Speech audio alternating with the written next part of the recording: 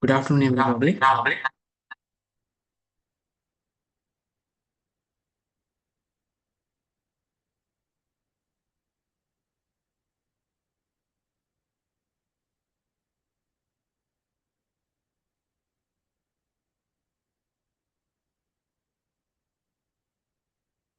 I hope I am audible. Yeah, sorry about the interruption. Yeah, yes, I'm audible. And thank you all for joining this session, this very first session. I'm recording this session as well because I hope that there are a lot of people who couldn't attend but wish to listen to this. And hopefully there will be more people joining as well. But to respect everybody who could make it on time, I think we better go ahead. So let's start this session. I'm not going to take a lot of your time. I'm supposed to finish in a 1 hour, so less than like before 5 p.m. we will finish the session. Of course, it's subject to how long our Q&A session goes. Feel free to ask your question at the end. So let me share my screen.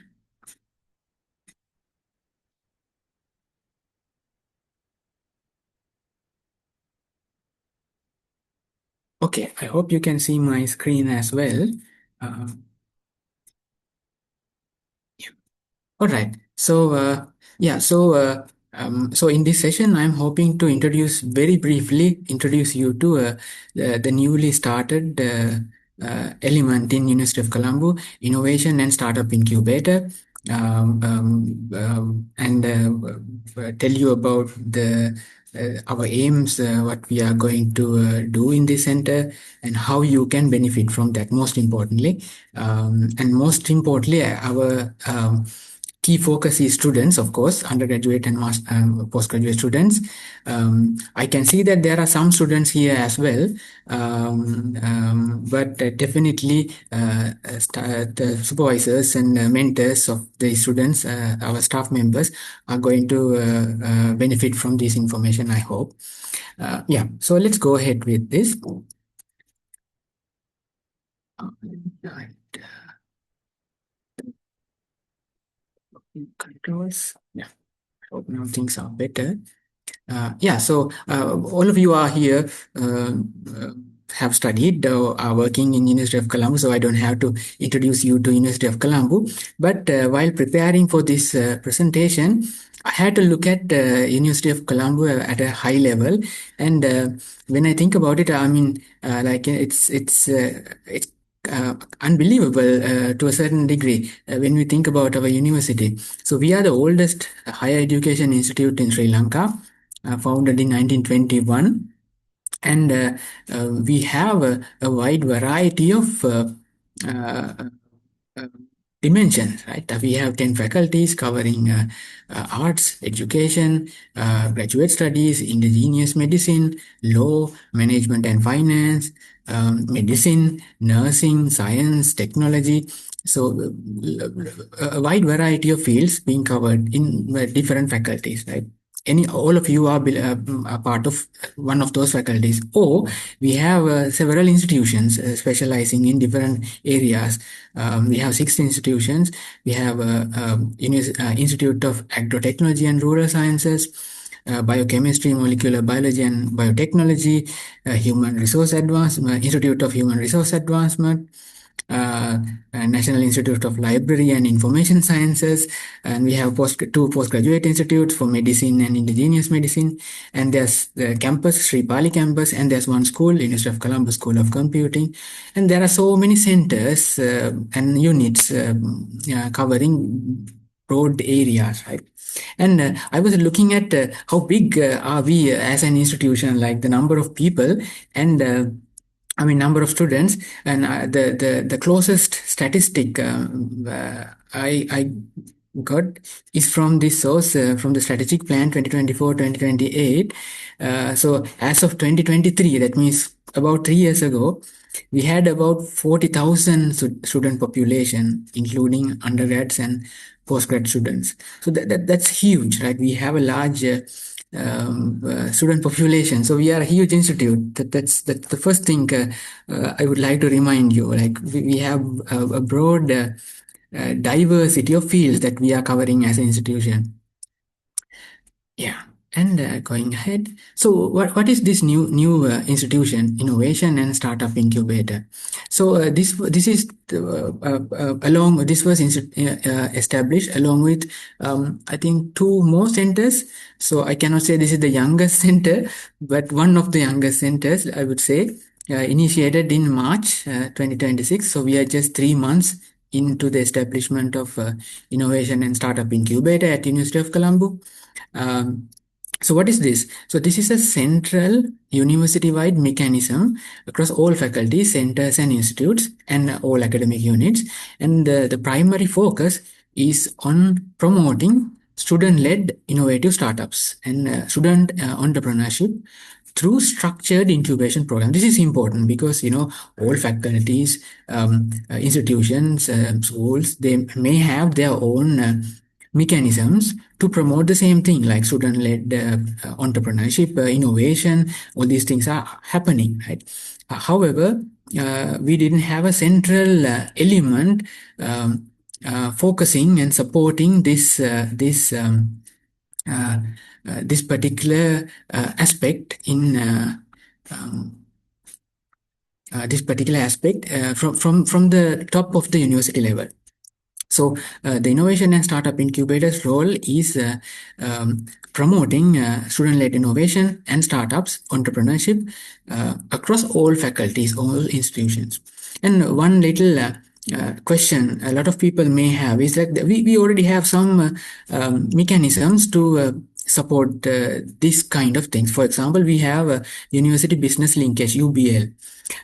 However, the Innovation and Startup Incubator has a specific task to do, and that is going down to the grassroots level, to student level, and mentoring them, supporting them until they are ready to commercialize their work. So the UBL is actually going hand in hand with the startup incubator, uh, which is actually playing the role of like helping to protect the IP rights of the university and linking with the industry, commercializing that final stage. So innovation and startup incubator actually working one step under the UPL's layer, working with students directly and staff, of course, directly to support them. So this is a brief structure of this diagram does not really I mean reflect the entire structure of the innovation and startup incubator, but I hope you will get some idea how this center is operating. So we are directly under the vice chancellor. So for the center, we have a director. I'm currently playing that role. And for the startup incubator, we have a board of management, which actually cover the executive authority and making policies, setting up plans and approving things will be done by the board of management. And time to time, depending on various requirements, aims and projects we may have, we may appoint subcommittees who can take care of different aspects. Right? And then we will have incubator staff who will be running the day-to-day tasks of the center. So right now we are, as you know, now we are uh, just about 3 months into the initiation of the startup incubator. So we are currently in the process of setting up the facilities and stuff. I will tell you more about those things in the coming slides. So this is the basic background of this newly established center. Going ahead. Yeah. So where are we located? So I hope all of you, probably many of you, if not all, knows that if you have been to the planetarium area, then you may have seen this new building, Help Zone building, and some of you may have already been there to the cafeteria during like lunchtime or tea time. So this building has various newly starting elements in it above the ground floor. The innovation and startup incubator is going to be located in the first floor of the help zone building. Control clinic. Okay. All right. Okay, Mama. Okay. All right. We'll catch up tomorrow, shall we? Yeah. Okay. Yeah, tomorrow. Okay. Yes. Okay. Maybe, yes, yeah, I kindly request you all to keep your microphones mute until the Q&A session. So we'll be located in this building at the first floor of this help zone building. We have a space allocated for us. So this building, if you have been there, then you know that it's easy to get there from the planetarium side gate. There's plenty of parking space, and all the facilities are there. And when fully complete, this building is going to be a very bustling area for sure, because it has everything that a university student wants. Basically, there's a cafeteria, like with various stalls. And then there's a gym, and several student services are coming in, and there's a brand new auditorium being furnished in the top floor. So once everything is running, so the innovation and startup incubator will be located at the center of where students will be reaching, hanging out all the time. So once we finish our furnishing work of the innovation and startup incubator, we will basically have an open discussion and presentation area, and we will have a fab lab and also co-working desks, so that startups and student-led projects can occupy these spaces and make use of it. And as I mentioned, once this building is fully operational, although we will be occupying a smaller area in the building, we will be bigger than what we have in around our walls, because of all the other facilities available in our building and nearby. So this is the advantage of having an incubator located right inside the university, which is not the case in many other incubators in certain universities in other parts of Sri Lanka. Okay, going forward. What have been doing last 3 months? First of all, we have been engaging in discussions with the various stakeholders inside the university. So I have been talking to various academics from various faculties on their input, and what do they think on what an incubator should provide them, and how they would like to benefit from it. And also I have been talking to students, and they are so excited to hear that now we have a university level incubator and a startup incubator. So that's really encouraging to see.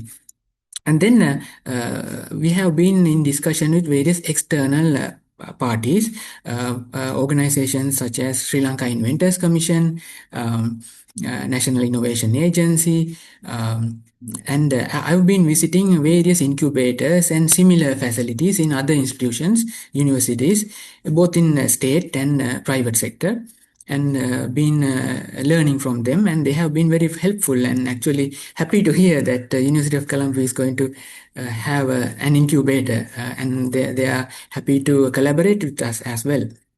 And in terms of infrastructure and staffing, so this is something challenging in universities, of course. Procurements and recruiting staff, it takes time. So right now we are almost ready to actually furnish the incubator space. So I hope that very soon we will have our office spaces and all the furniture to actually use that premises. And at the same time, recruitment staff is also progressing. So I really hope that soon we will have the people who can actually engage with students and support. In the meantime, we've been studying existing incubation programs of other universities, both in government sector and also in private sector, to see how their programs have been running, to learn from them, and to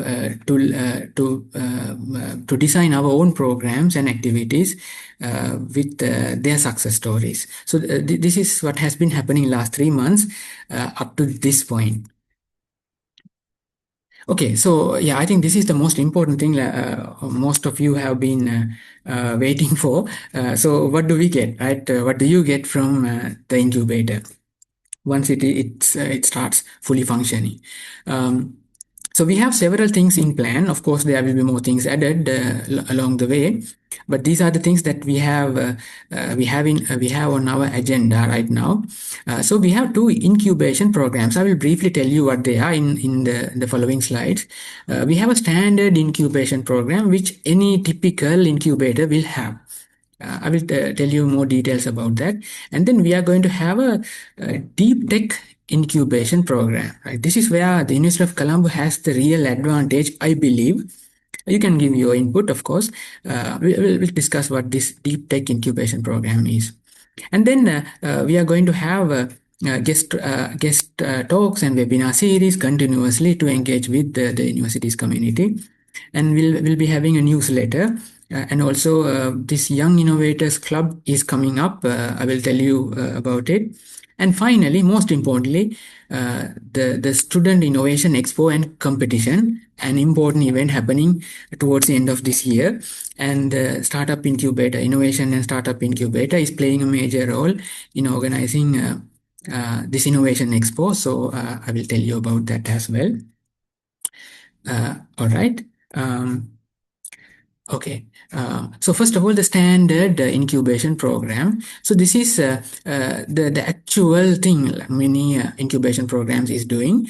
So the purpose of this standard incubation program is to facilitate startups initiated from individuals and groups, both undergraduate and postgraduate students, and also from all faculties, institutes, campuses, schools, will be facilitated in this standard incubation program.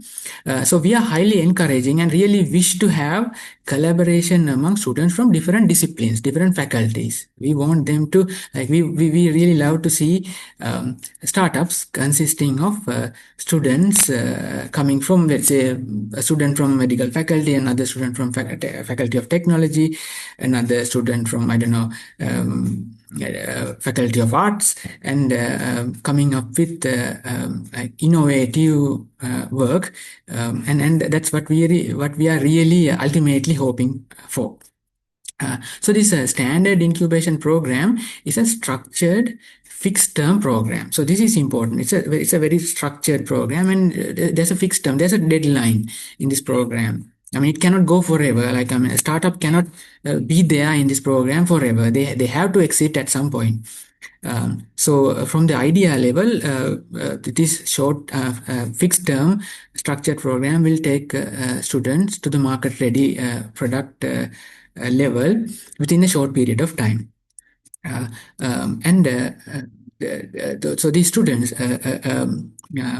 or and individuals or groups of students will be mentored by and also supported by resource persons, both from the university as well as from the industry. Something I noticed while studying other existing incubation programs is that so as academics, we have been teaching our students in lecture, like in the classroom.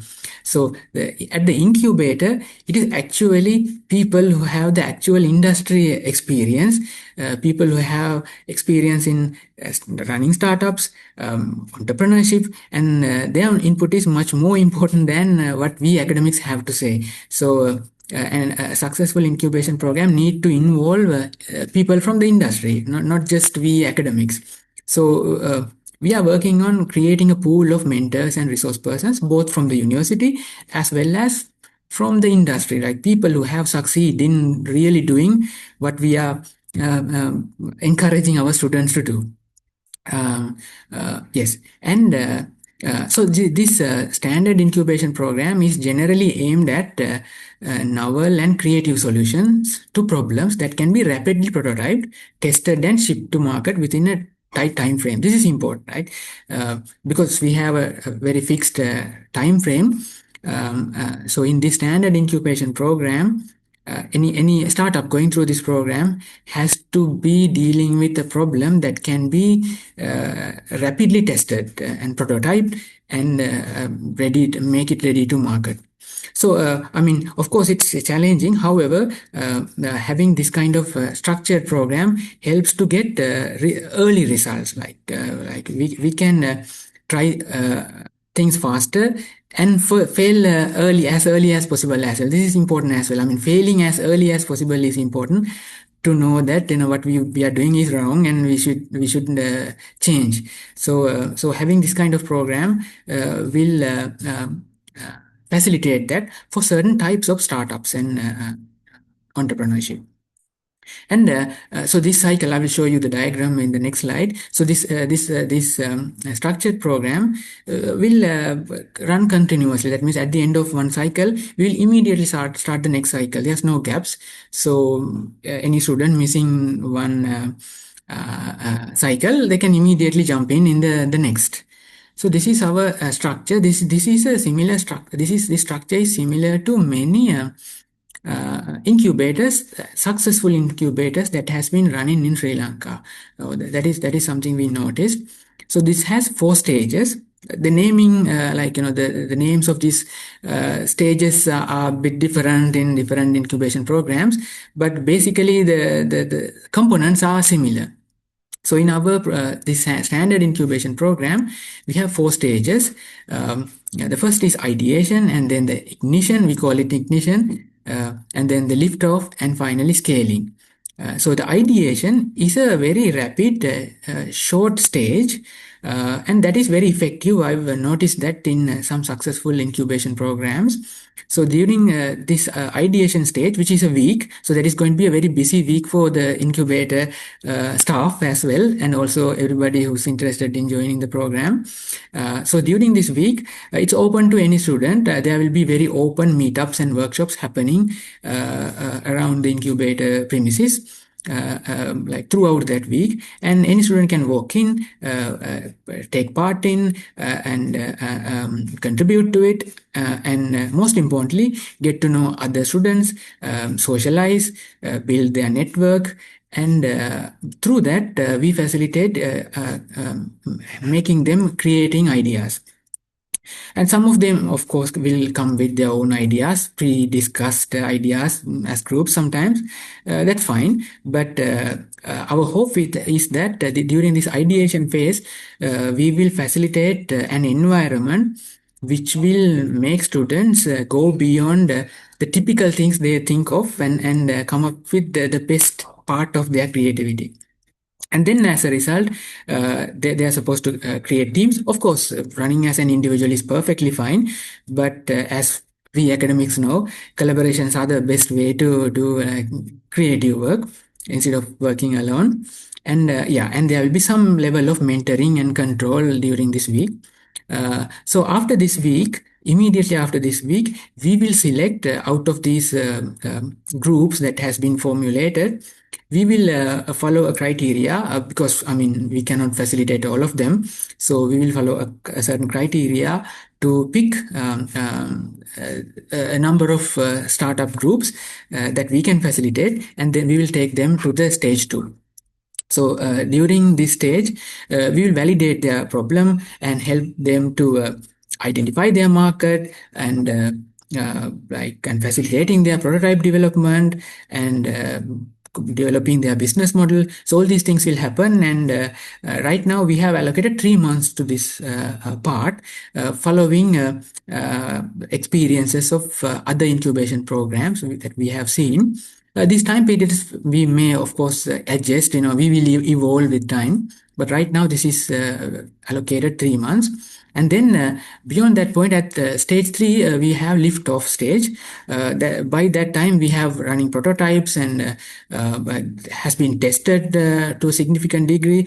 And during this lift off stage, we will reach out in and test. We will facilitate these startups to test their products in either simulated or very closer to real world conditions, and help them test water, and also most importantly, if there are anything coming out from during the ignition phase that requires IP protection, patenting, and we will facilitate them with the collaboration of UBL um, um, before we move on to the next stage. So startups that are surviving these 3 stages. So the lift off stage is also 3 months long.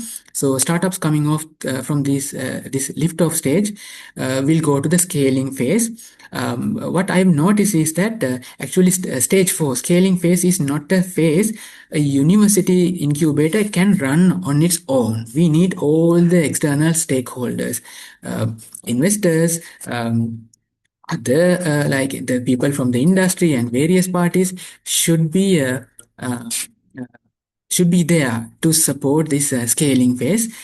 So during this stage 4, we will bring all the stakeholders to one platform where our surviving startups can pitch, demonstrate their work and get funded, or even get their technology transferred to whoever willing to take it to the next level.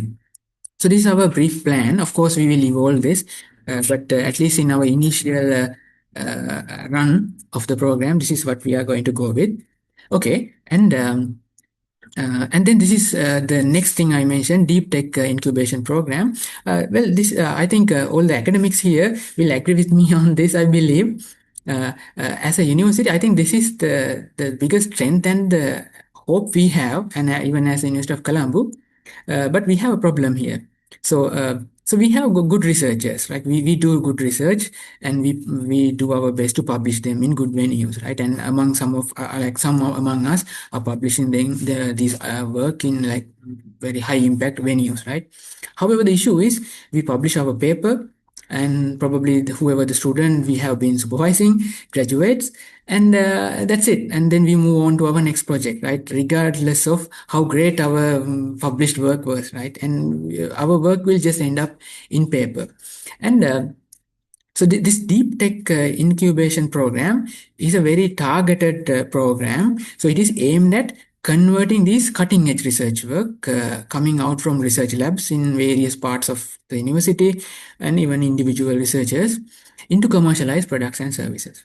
The issue here is that many scientists and scholars will not really reach out to our incubator to that saying that, hey, I have this paper which I published in this journal, and there's some commercial value there, and can you help me to take it to the next level? That's not going to happen. We have to reach to them. We have to find them, and we have to hunt them down. Uh, if I use that term, and it's our duty to find them and convince them that what you have done has a commercial potential, and we can help you to take it to the next level, because these scientists, I mean our scholars, they don't have time to fully dedicate to commercialize their work, and probably they don't even have the knowledge to take it to the next level. So yeah, that's where we can intervene. So this program cannot obviously have a strict timeline or clear sequence of stages. It cannot. So we will have to operate at all stages at all the time. So this is a rough illustration of that. This probably not really reflecting what we are going to do, but this is the best visualization I could come up with. So we will have a search phase which is going forever. So we will be keeping an eye on outputs coming from all faculties, research groups, labs, and identify great work that are coming out from them, and reach out to them to see if they are interested in taking that work into the next level. So in the evaluation phase, we will work with them in like discussing how we like how what potential it has, and whether we should immediately support them in IP protecting them, because there are a lot of work that our researchers do and publish that are actually patentable, and their IP should be protected, but they don't really realize that. So we can intervene and get the support from UBL as soon as we recognize that there's something that can be IP protected, and hand over to UBL. And then with that, we can move on to the next stage. So there's this thing called technology readiness levels, TRLs, which I'm not going to introduce in this session. We will have some future webinars introducing these things.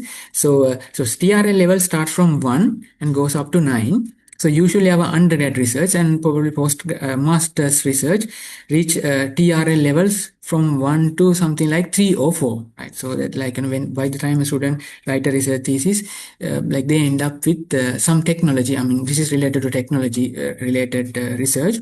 They end up with technology readiness level 3 or 4. And then, in order to show something to a potential investor, venture capitalist, an innovation should be in at least TRL level 6. So from our any of our research work we have done in labs or like student research at TRL level 3 or 4, we have to help them to lift it to TRL level 6 before we show it to anyone outside who would be happy to consider it as a commercializable product. So during the readiness phase, we will provide custom made support for each of these deep tech work that we have identified to uplift it to TRL level 6. So the support different kinds of projects and innovations need will be different, of course, and they will need different time frames to reach that level, and we have to cater those needs. And anyone, like any works that reaches TRL level 6 or above, can go to the commercialization stage, where we can reach out to potential investors, we can demonstrate and look for venture funding, and scale up. So this is how the deep tech incubation program will work. And I think at University of Colombo, I think we are very strong on this aspect if we fully utilize this aspect than the typical standard incubation program. This, of course, will work without much effort as long as we have very enthusiastic undergrad students or master students. We can run this standard incubation program. But for the deep tech incubation, we need our scientists, our scholars in the stuff. So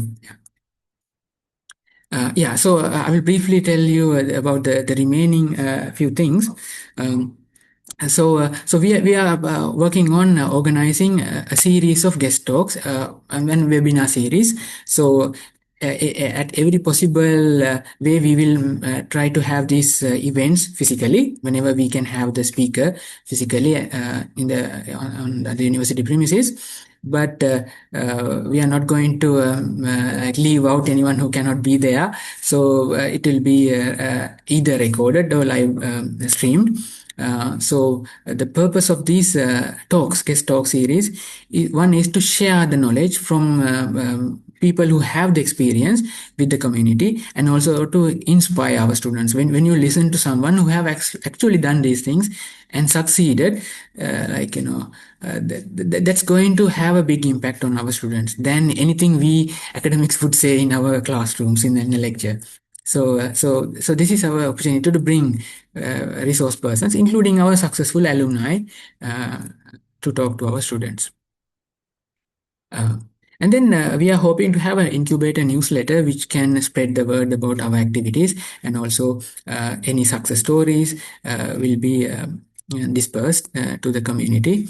And there will be guest articles. We can invite people from our community to contribute to that. And this is coming up as well. In any organization, any center inside the university that runs without student involvement,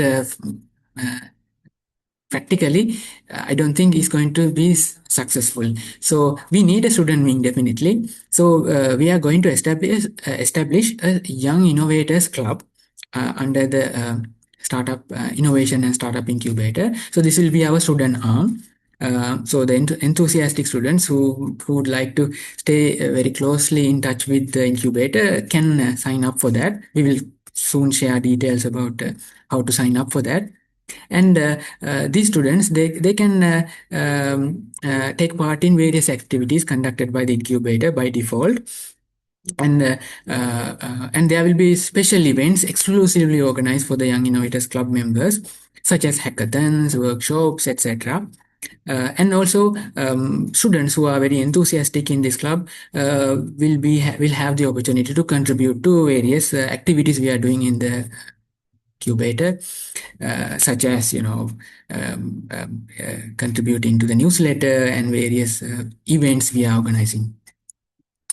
Okay, so this is an important thing I need to tell you about before we wind up. Before we go to questions, if you have, is that this year there's an important change that you may have noticed in the university. That is,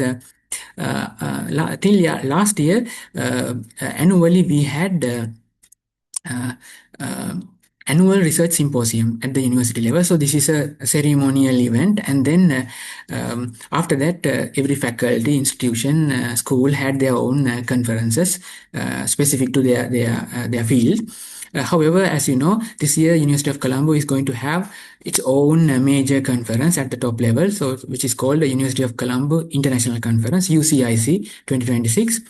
Um, in this event, there will be paper submissions and there will be technical sessions. All these things are there as a conference, international conference.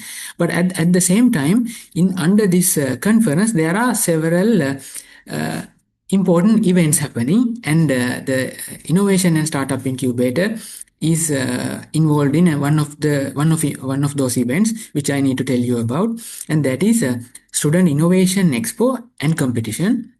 So this is okay. So the University of Colombo International Conference is happening on 28th and 29th October. And so on the 28th, that means on the very first day, the second half, after lunchtime, we are going to have a Student Innovation Expo and Competition, which will be a place where we are showcasing innovative outputs of our students, undergraduates and master students, in an exhibition setting. And also, there will be prizes and awards associated with this competition. You can see this banner. I don't think you can see it through Zoom, but so we have 6 categories of innovations. So we are not leaving out anyone in any element of University of Colombo. Everybody in any faculty hopefully have some relevance to some category, 6 categories. And so submissions can be made under any of those categories. So the submission deadline is 16th August. So that means how long do we have? Uh, 2 months. So we need to so those who are aiming to make a submission, they need to start working from now on. And as soon as the submissions closing date, there will be an expert panel evaluating these submissions and shortlisting finalists who will get a seat in the competition exhibition and competition on the conference day on 28th October. So not all submissions are going to appear in the expo.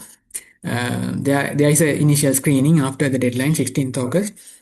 So and then so take your time, do your best to make it to up to the level. So the next 2 months up to 16th August, we are going to have a series of webinars and various events where we are going to actually mentor and support students who are aiming to submit to the Innovation Expo as well. So if any of you or your student is planning to make a submission, uh, uh, feel free to reach out to us and get clarifications if you have any doubts. We are happy to help. I think there are some submissions already. Even if you have already submitted, that's fine. I mean, you can still, if you have any doubts, talk to us. And because the deadline is still considerably far away, so we can support. So you can visit the website of the conference, cmb.ac.lk/UCIC 2026. And when you go to the website, let me see if I can show you the website. I hope you can see the website on my browser. So when you go to the conference website, down below you can see Student Innovation Expo and Challenge, and there's the participant guide and also the submission form. There are this participant guide you should read carefully, and if there are any doubts, you should reach out. You should reach out to us. There. So our contact details are there, so you can write to us, and we are happy to help. And Yes, and also there are several other competitions. So if you have a research student, please check out those things as well. There's research communication challenge as well, something a little bit similar to a 3 minutes thesis. Encourage your students to apply for that as well. I think logo competition is also there, but just 4 days to go for that on the conference. But still, I mean, anyone creative, 4 days are more than enough for that for the conference. Yeah, so that's something I wanted to share with you as well. So the Student Innovation Expo and Challenge is being organized by the Incubator, Innovation and Startup Incubator.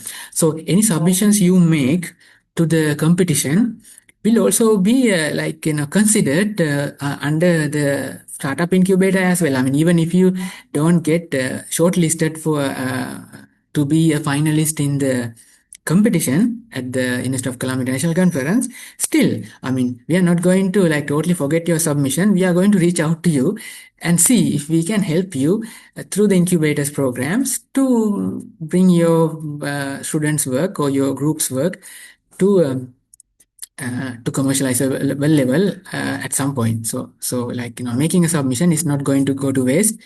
Uh, we are keeping an eye on all of you who make submissions. All right, so yeah, I've taken 45 minutes, um, more than what I thought I would take. So that's all from us.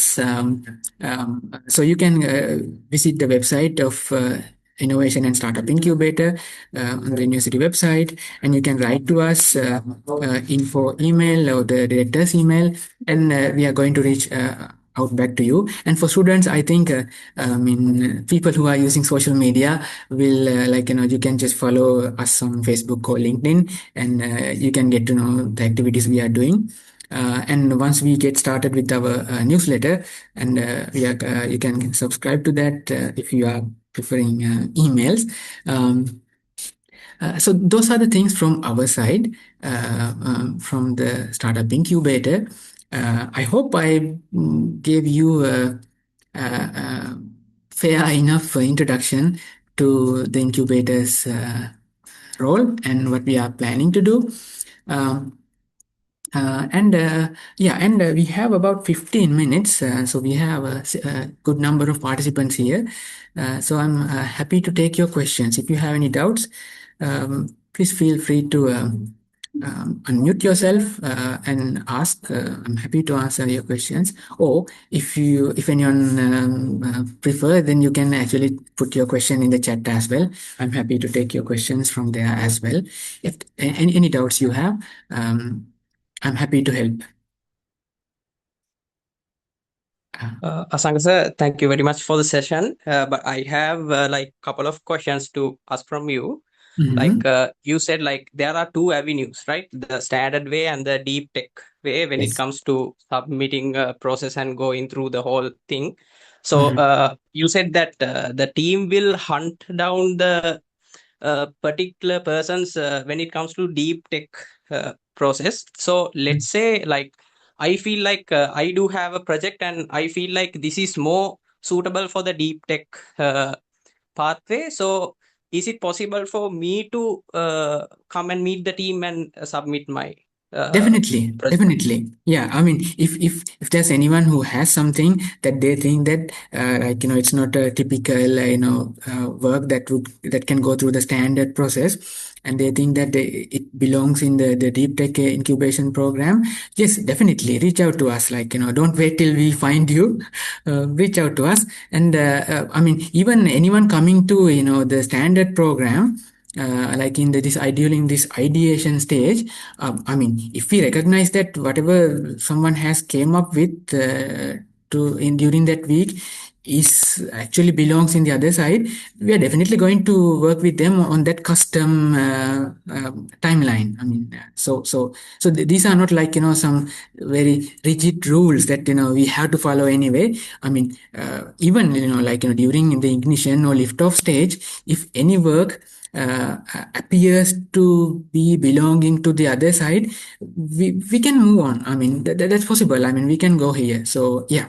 So yeah, if you think you have something that belongs in the deep tech side, yes, talk to us. We are happy to consider that.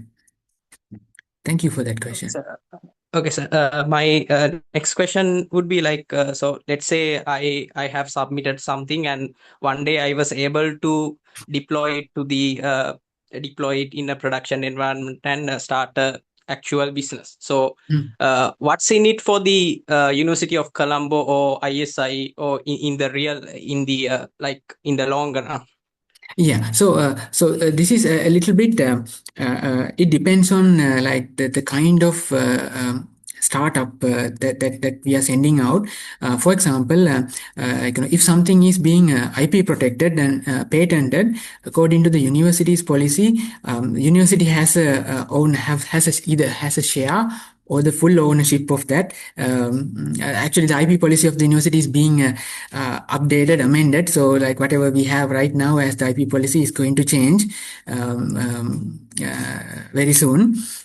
So, the university will have a share of what is coming out from the program, and we will ensure that it's a fair share. I mean, the student groups and the startups who are actually building things, they definitely have to have a major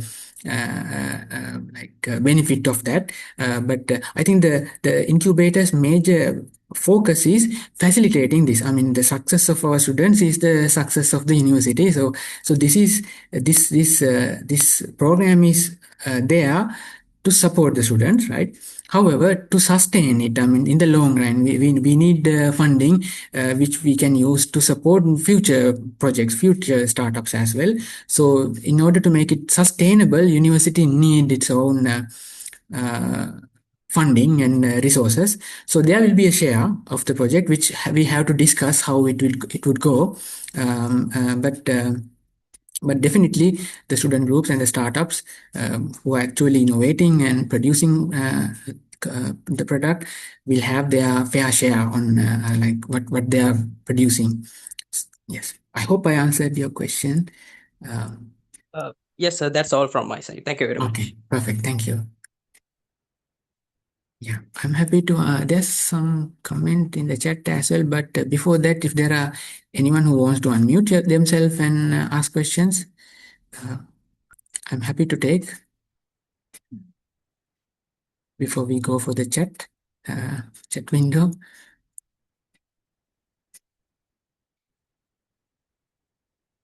Mm, okay, while anyone else making up their mind to ask a question, let me read out the chat. So we have Metshan Dharana asking, is the beginning first week ideation phase a one-time thing for all students, or is it a continuous cycle where a timing of the cycle depends on when the students start their own phase? No, actually, for this, yeah. So for this standard program, we have to go through this cycle anyway. So that means, I mean, let's say at some point in an academic year somewhere, we will have this week. So it's open to all the students from all faculties, every institution, right? And they have to be there in that week to face the stage one ideation, because at the end of that stage, we are going to select a set of groups that will be taken to the next level. So after that week, that ideation stage is over for that cycle, right? And then we'll take this group to the ignition stage, and groups that are surviving the ignition stage will go to the liftoff stage, and the groups surviving the liftoff stage will be taken to the scaling stage, right?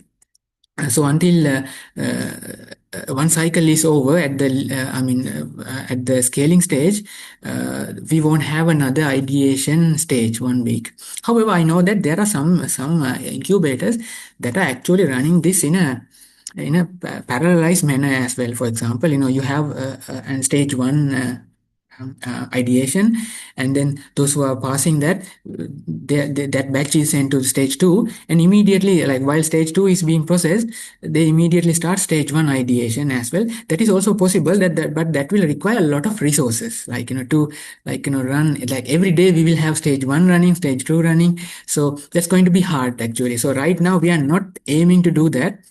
So we will have like one batch will have to go through a full cycle before we come back to stage one and get a new batch at stage one.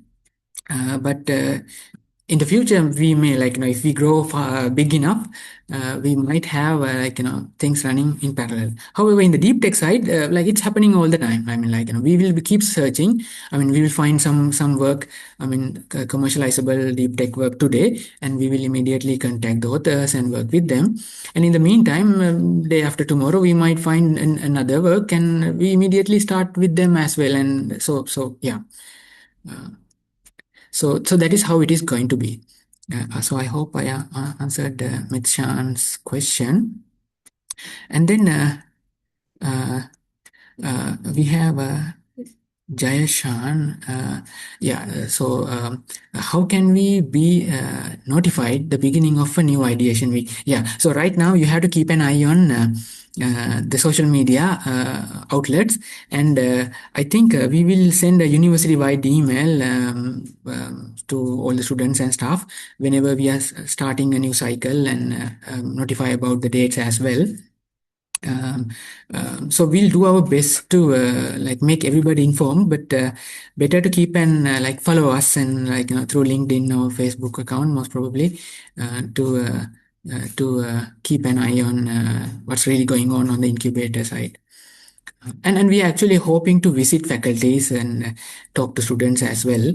And when we have the young innovators club, there will be representatives from every faculty, like some students who are joining that club. So through them, I mean, students may get notified as well. So we'll use all available channels.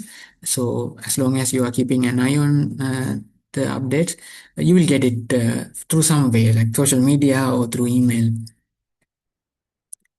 Yeah. Any other questions? Yes. So is there any government circulars or UGC circulars that will affect the new IP policy of the university?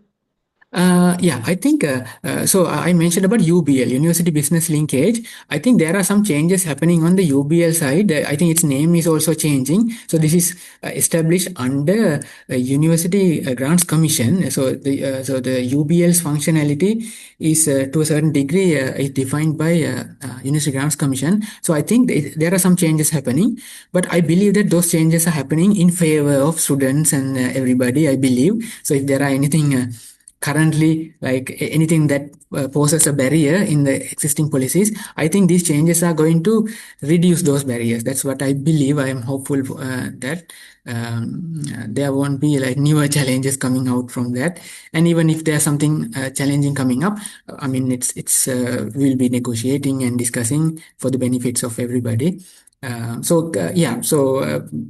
this IP policy change happens of the university, and also when the UBL, University Business Linkage, changes according to UGC's new updates, we will keep an eye on those things and notify all of you as well. Maybe in our future webinar series, maybe one day we'll have a speaker who will talk about the IP policy, maybe, right, or the different laws of intellectual property and anything applicable to us. So we will talk about those things as well, because knowing those things are important. Are there any circulars that we can refer Um, in the level of government circulars and UGC yeah, circulars that yeah. will affect the new UOC policy? Yeah, right now I cannot really recall the exact documents I should refer you to. But university's IP policy is available in the university website, of course. For the for intellectual property and patenting and these IP rights, there are various laws and regulations, circulars, etc. So it's a bit hard to refer to a one document or one place right now. But we'll share that information as well in like very soon in a future event. Maybe we'll get some expert who can talk about those things. Thank you, sir. Thank you for that question. Uh, any other questions? We are almost just 4 minutes to 5 p.m. Okay, there's a question hopefully in the chat. Okay, yeah. Thank you, Yohani. Uh, are there any questions before we wind up, like 4 minutes? Is there?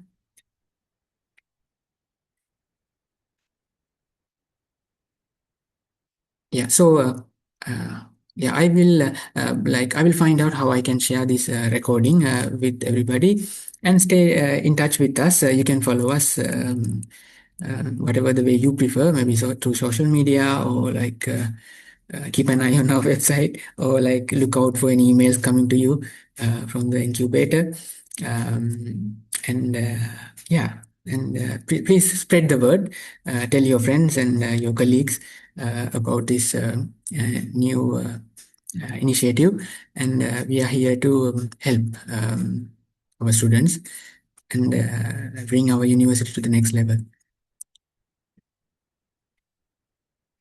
All right. So yeah, then thank you so much in your busy schedule to be here and listen to us, and we will keep you posted of our future events. Thank you.